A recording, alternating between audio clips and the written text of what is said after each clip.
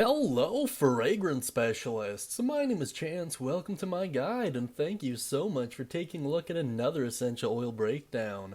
Today we're going to be going over spearmint. Personally, I kind of have a soft spot in my heart for all the mint varieties.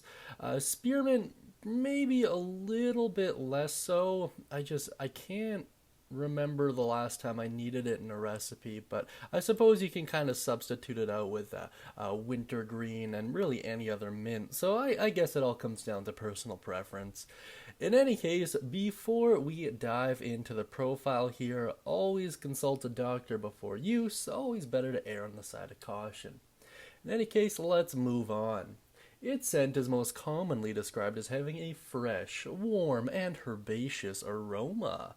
Under uses, you'll see asthma, exhaustion, fever, flatulence, headache, nausea, scabies, and vertigo. The method of extraction here is steam distilled, and it blends well with vanilla, eucalyptus, lavender, lemon, orange, peppermint, and rosemary. Under notes, you'll see that it is a possible irritant as well. Spearmint is also one of those weird aromas where it can have a lot of nostalgic value based on the person. A lot of candies are flavored using spearmint, stuff like that. So it might bring back some memories from your past that you might have even forgotten about, which is pretty cool stuff. Now let's quickly take a look at its history here. Mention of spearmint dates back to at least the 1st century AD, with references from naturalist Pliny and mentions in the Bible.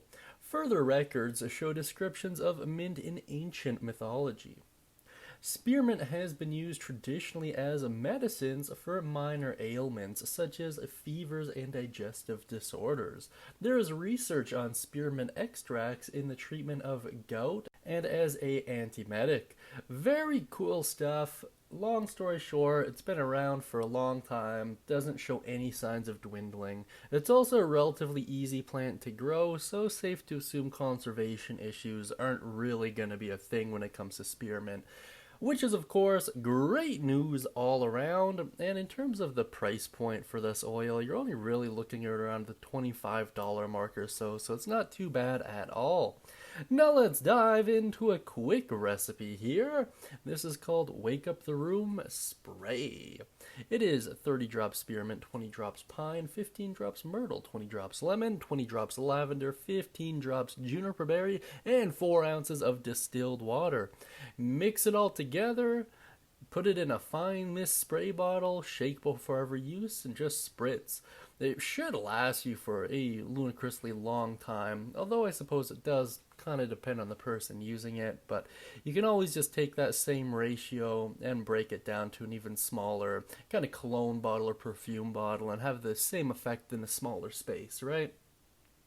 In any case, let me know what you think of spearmint down beneath in the comment section. Mention any thoughts, questions, comments, concerns, or even recipes of your own.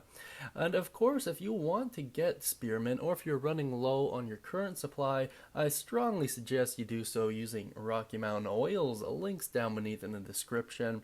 And as always, I hope you have a wonderful day, and of course, may all of your future endeavors smell divine.